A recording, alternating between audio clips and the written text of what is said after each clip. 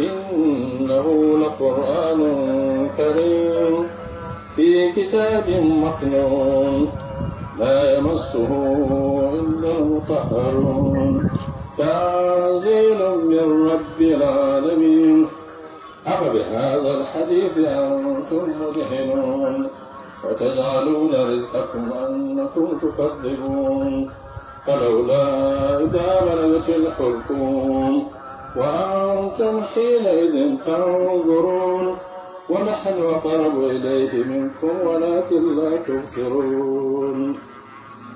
الله أكبر. الله أكبر.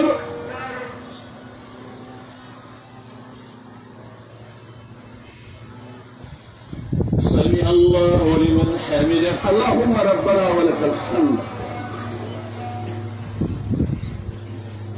الله